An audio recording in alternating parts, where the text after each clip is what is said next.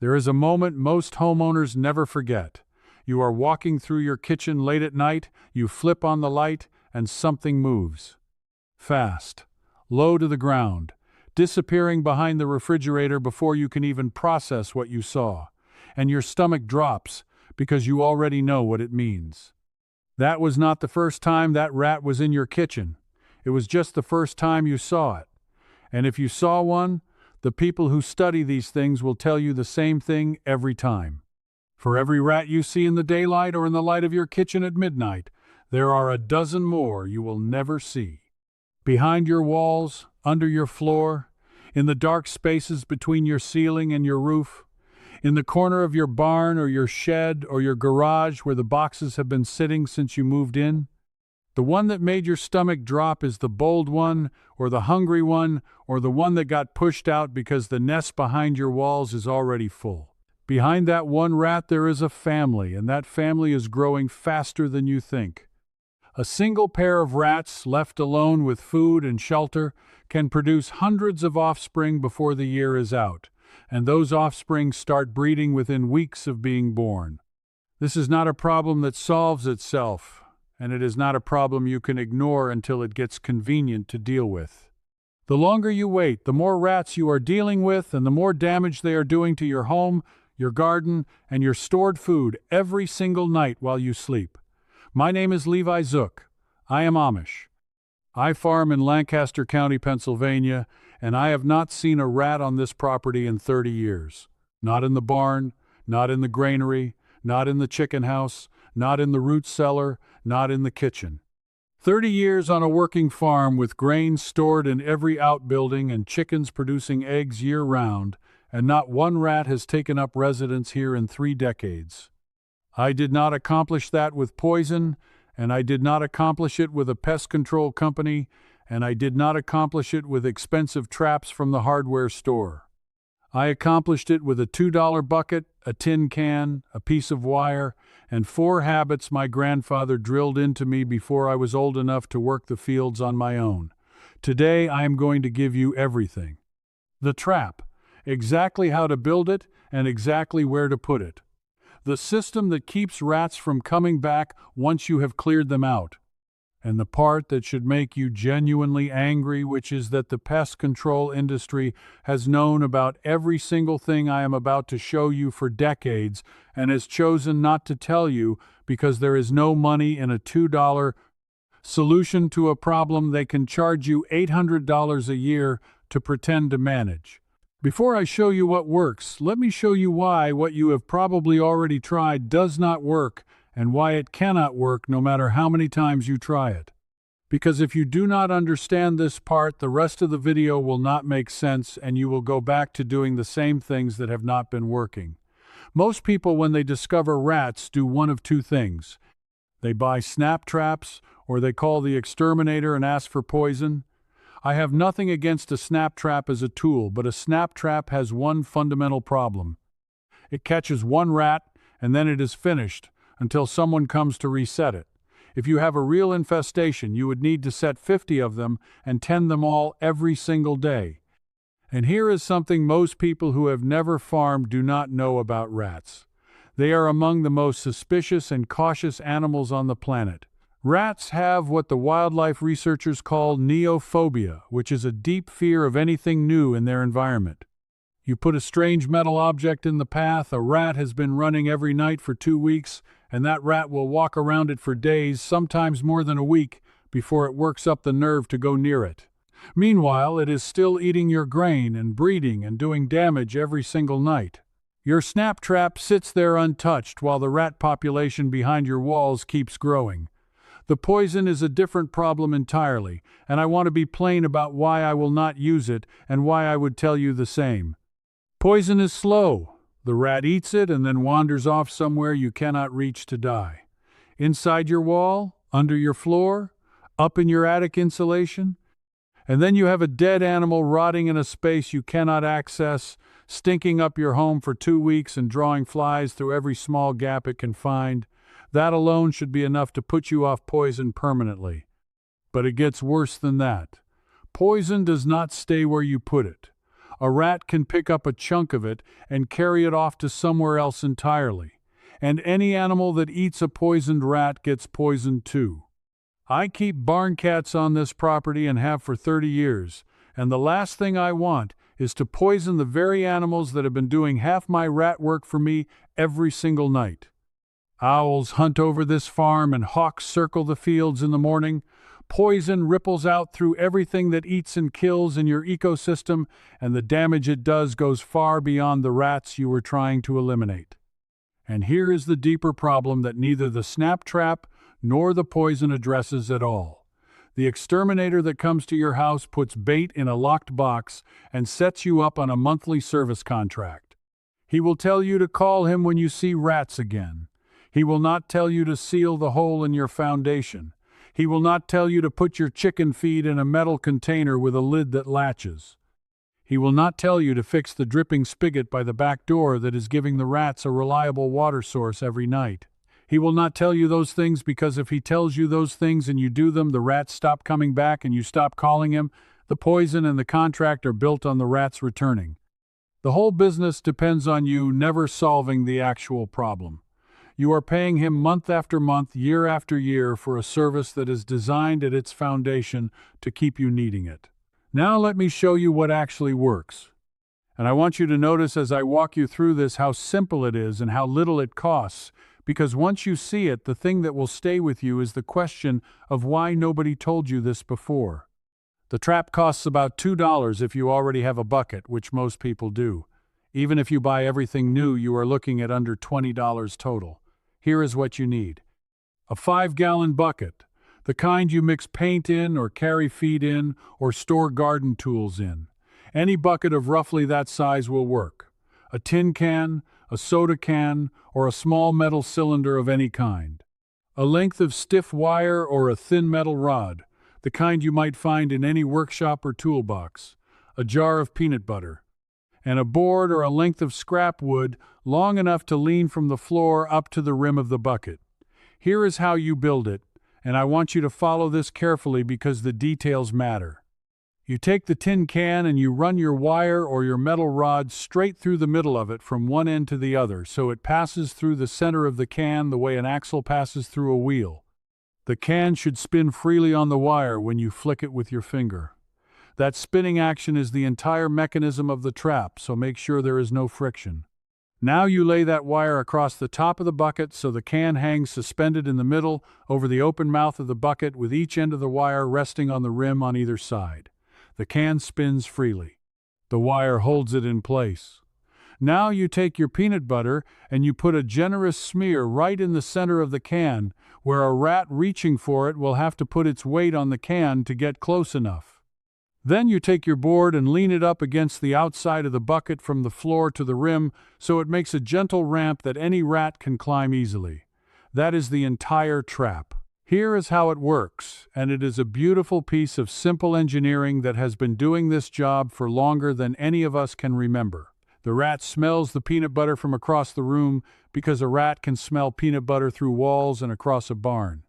He finds the ramp and climbs it because a ramp leaning against something is exactly the kind of path a rat naturally follows. He gets to the rim and he sees the bait sitting right there in the middle of the can and he steps out onto the can to reach it. The moment he puts his weight on the can, it spins under him and he drops straight down into the bucket. The can spins right back to where it was and sits there ready for the next rat. The rat in the bucket cannot climb out because the walls are smooth and vertical and there is nothing to grip, and the trap has already reset itself for the next one. This is what makes the bucket trap categorically different from any snap trap you have ever used. It resets itself every single time. One bucket running through the night can catch a dozen rats before morning because every rat that falls in leaves the trap ready for the next one. You are not running around in the dark resetting individual traps. You set the bucket before you go to bed and you let it work all night while you sleep. Now you have a decision to make about that bucket, and I want to be honest with you about both options so you can decide what is right for you. You can run the bucket wet or you can run it dry. If you put 3 or 4 inches of water in the bottom of the bucket before you set it, the rat that falls in will drown, and in the morning you will have a bucket of dead rats to dispose of. That is the way old farmers did it, and it is effective, and it requires no further attention. If the idea of drowning an animal troubles you, and it troubles some people, and there is nothing wrong with that, then you run the bucket dry. Leave the water out. The rats fall in and cannot climb out, and in the morning you have live rats in the bucket. You carry the bucket at least a mile from your property, and I want you to understand that a mile is the minimum because rats have a strong homing instinct, and anything less than that and they will find their way back, and you let them go. Running it dry means you need to check the bucket every single morning so the animals do not suffer in there longer than necessary. Either way, the trap does exactly the same job of catching rats. You decide what sits right with you. One more thing on the trap before I move on. You can buy a ready-made version of this same mechanism at the hardware store for $10 to $15. A plastic plank with a flip mechanism that attaches to a bucket. They work fine, but you do not need it. A tin can and a piece of wire that you already have in your garage or your workshop will do the exact same job for nothing. The principle is identical. Do not let anyone convince you that you need to buy something when what you already own will do. Building the trap correctly is only half of it. Where you put it matters just as much as how you build it, and most people get this wrong because they put it in the most obvious place rather than the right place. Rats do not travel randomly through a space. They run the same paths every single night, always close to a wall, always in the darkest route available, always along the edge of something. This is why you will find rat droppings along baseboards and behind appliances and in the corners of rooms rather than out in the open middle of a floor. A rat in the open feels exposed and vulnerable and will not stay there any longer than it has to. Before you set your trap, take a flashlight and walk your property carefully. Look along every baseboard and behind every appliance and in every corner and along every wall. You are looking for what old farmers call rub marks. These are dark, greasy smudges on the surfaces that rats brush against as they run their regular routes night after night. The oil and dirt from a rat's fur builds up on surfaces over time and leaves a mark that is unmistakable once you know what you are looking for. Where you find rub marks, you have found a rat highway, and that is exactly where your bucket needs to go. Set the bucket right against the wall on an active rat highway. Lean your ramp against the bucket on the same side as the wall, so the rat coming down its regular path encounters the ramp as a natural extension of the route it is already running. If you set the trap in the middle of a room away from the walls, you will catch almost nothing because rats will not cross open space to reach it. Put it on their path and they will walk right up the ramp without hesitating because it is just the next step in the route they run every night. For a serious infestation, set 3 buckets, one on each of the main rat highways you identify. You will be amazed at how much faster the problem resolves when you have multiple traps running simultaneously on the actual paths the rats are using. Now I need to tell you the most important thing in this entire video, and it is the thing the pest control industry is most determined to keep you from understanding. The bucket trap does not solve your rat problem. The bucket trap clears out the rats you already have. If you do not do what I am about to tell you, new rats will keep arriving as fast as you catch the old ones, because the conditions that brought them in the first place are still there, and rats from the surrounding area will find those conditions just as attractive as the ones you just removed. The real work, the work that actually ends a rat problem permanently rather than managing it indefinitely, is eliminating the 2 things a rat cannot survive without: food and water. A rat can squeeze through a hole the size of a quarter, it can climb a brick wall and swim up a drain and jump further than you would believe. You cannot keep rats out of a property by force, but you can make your property a place where there is nothing to eat and nothing to drink, and a rat will not stay in a place where it cannot feed. This is the simple truth that the exterminator who wants your monthly contract will never tell you. Every bit of grain and every bag of feed and every sack of flour or cornmeal or rice in your home or your outbuildings needs to go into metal, not plastic and not cardboard. A rat chews through plastic the way you would chew through a cracker, and cardboard is barely an obstacle. Metal containers with lids that close tightly are the only storage that a rat cannot get into. The investment you make in metal storage containers is the investment that ends your rat problem at its source, because you are removing the primary reason they came to your property in the first place. You do not leave feed out overnight. You feed your chickens or your animals what they will eat in one sitting, and whatever is left, you put away in metal before you go inside for the evening. The dog bowl comes in at night. Spilled grain gets swept up before dark, not left on the floor until morning. A rat lives on what you waste and what you leave accessible. Stop doing that and you have cut his food supply off at the source. Water is the other half. A rat needs to drink regularly, and a reliable water source near a food source is exactly what draws rats to a property and keeps them there. Fix every dripping spigot and every leaking pipe and every trough that overflows. Do not leave standing water sitting in containers around your property. Take away the drink, and you have made your property significantly less attractive to every rat in the neighborhood. Then you close the entry points. Walk your foundation and your walls in daylight and look for the holes. You will find them near the rub marks you already identified, but look beyond those too, because rats will find any gap they can squeeze through. Stuff every hole you find with steel wool packed in tightly, and then seal over it with hardware cloth or metal flashing or patched concrete.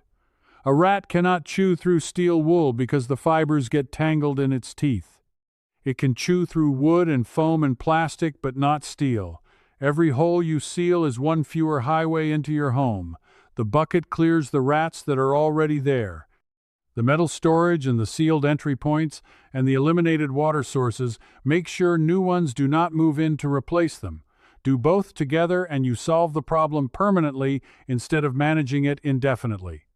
The last piece of the system is the oldest and in some ways the most effective of all. A good working cat. Not a pampered indoor cat that has never learned to hunt, but a proper barn cat that has grown up catching things and knows what it is doing. The smell of a cat on a property sends a powerful signal to every rat in the area that this is dangerous ground. Rats are not foolish.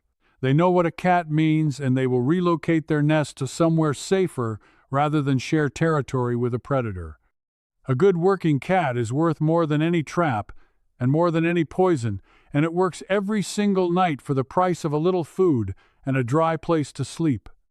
My grandfather always kept 2 or 3 barn cats, and so do I, and the owls that nest in the rafters of this barn do the same job from above in the hours after dark. The whole ecosystem of a working farm, when it is kept in its natural order, works with you against the rats rather than leaving you to fight them alone. I want to be straight with you about what this system will and will not do, because I said at the start that honest is the only way I know how to do this, and I mean it. The bucket trap is not fast if you have a large established infestation. A large colony of rats did not appear overnight, and it will not disappear overnight. The trap catches rats steadily and reliably, but if you are dealing with a serious infestation, you need to run multiple buckets for multiple weeks, and you need to be doing the sealing and the food storage elimination work at the same time. If you set one bucket and do nothing else and expect the problem to be gone in 3 days, you will be disappointed. Run 3 buckets, seal everything, eliminate the food and water sources, and give it 2 to 3 weeks. Then the problem is gone. The system also requires consistency in the habits. If you seal your grain in metal containers for 2 weeks and then leave a bag of feed open one night, that is an invitation that rats in the area will notice and respond to. The habits are not a one-time action. They are a permanent change to how you manage your property and your food storage. That is not a burden once it becomes routine, but I want you to know what you are committing to. And one honest word about the cats.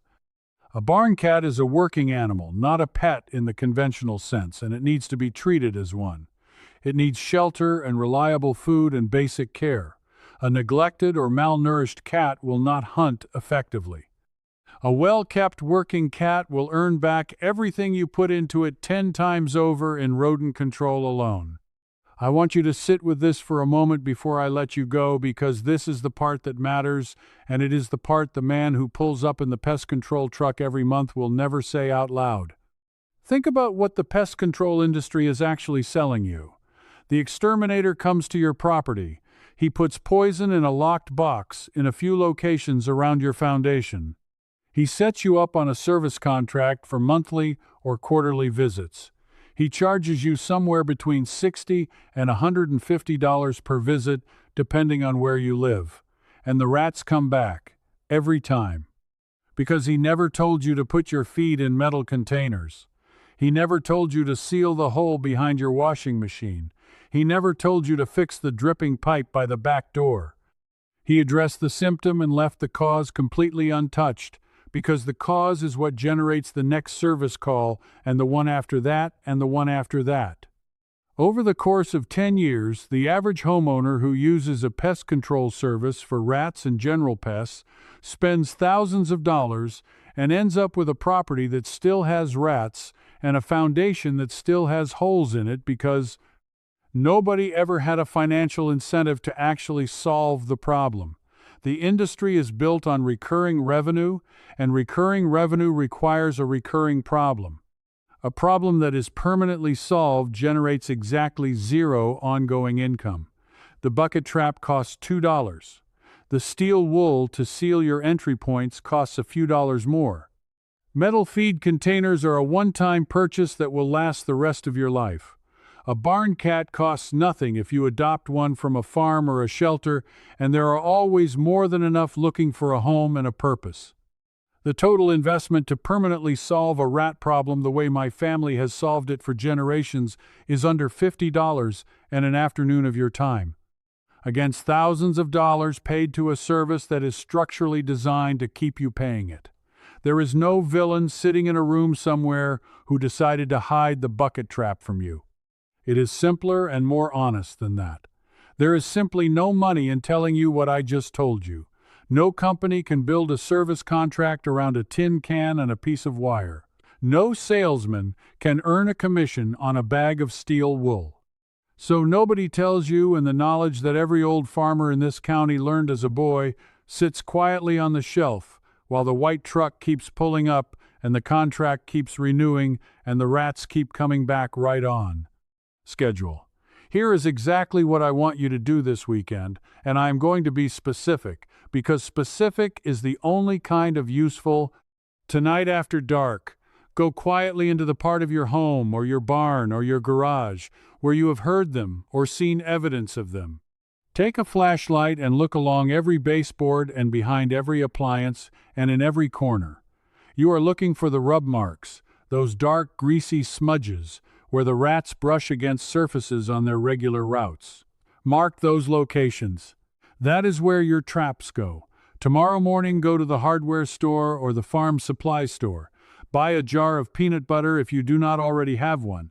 Buy a roll of steel wool, a few dollars. Pick up a soda can from your recycling and find a length of stiff wire in your garage or your workshop. If you cannot find wire, a metal skewer or a long nail will work. That is your trap built for essentially nothing. Set your bucket on the rat highway you identified the night before. Wire the can across the top. Smear peanut butter in the center. Lean the board up against the side. If you want to run it wet, put 3 inches of water in the bottom first. If you want to run it dry, leave the water out and plan to check it first thing in the morning.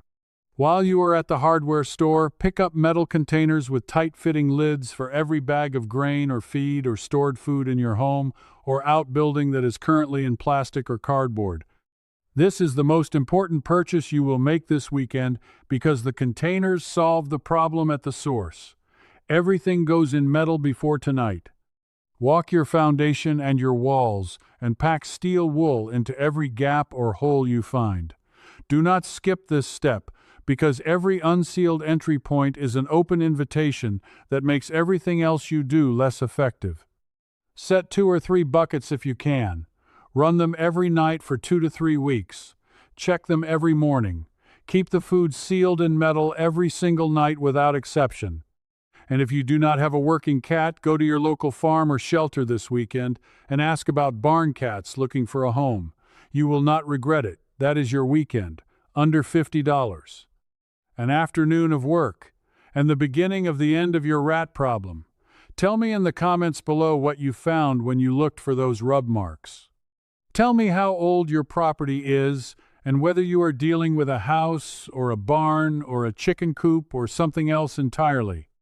And tell me whether you have ever tried the bucket trap before, because the stories you all share in these comments are the reason I keep making these videos, and they help every new person who finds this channel understand that they are not alone in dealing with this problem and that the solution is simpler and cheaper than anyone ever told them. Next time I am going to show you the old Amish way of keeping flies out of your barn and your home through the hottest months of summer using nothing but a few things from your pantry and one plant that grows on the edge of almost every farm in this county. It has worked for 100 years before sticky paper was invented, and it still works better than anything you can buy. You will not want to miss that one. Until then, seal your grain, set your bucket, keep a good cat, and remember the people who built this country with their hands knew things we are only just starting to remember.